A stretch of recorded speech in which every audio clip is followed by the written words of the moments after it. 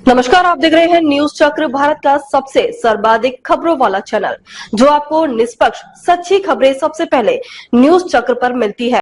गुरुग्राम में tennis player बेटी की पिता ने की हत्या, बेटी के रील बनाने से था नाराज। गुरुग्राम में टेनिस खिलाड़ी राधिका यादव की हत्या का सनसनीखेज मामला सामने आया है। बताया जा रहा है कि खिलाड़ी राधिका यादव के पिता ने ही उसकी हत्या की है। कहा जा रहा है कि हत्या से पहले राधिका और उसके पिता दीपक यादव के बीच किसी बात को लेकर झगड़ा भी हुआ था।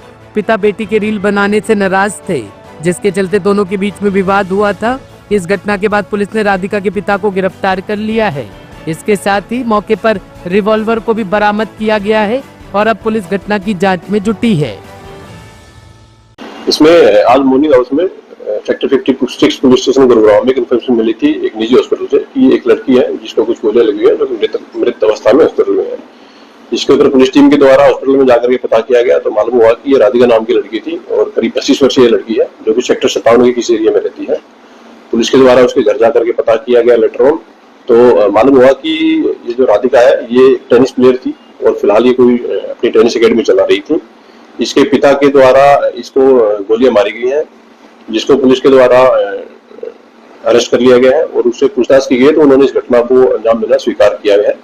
फिलहाल जो इन्वेस्टिगेशन हुई है इसमें पुलिस को मालूम हुआ है कि जो मृतक है उसको 3 गोलियां कुल मिलाकर के लगी हुई हैं और एक्यूज के ब्रदर के द्वारा पुलिस की कंप्लेंट फाइल की गई है और उसके द्वारा ये एलिगेशन लगाए गए हैं कि उनको शक है कि उसके द्वारा गोली मारी गई है। एक्यूज दीपक जो है उसकी उम्र करीब 49 ईयर्स है। उसके द्वारा घटना को अंजाम देना स्वीकार किया गया है और पुलिस के द्वारा उसको अरेस्ट कर लिया गया है। स्पॉट पर पुलिस की सीन ऑफ क्राइम की टीम के द्वारा विजिट किया गया है। फिलहाल तक इन्वेस्टिगेशन में ये सामने आया है कि मृतका को 3 गोलियां कुल मिलाकर के लगी हुई है।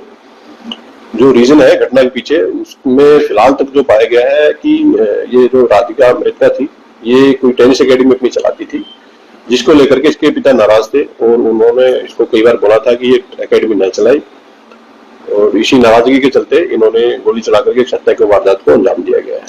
किस लेवल की टेनिस प्लेयर थे और कब से ये अकेडमी चलाती? जो मृतका है वो एक नेशनल लेवल की प्लेयर थी और पिछले काफी समय से ये अपनी टेनिस अकेडमी चला रही थी।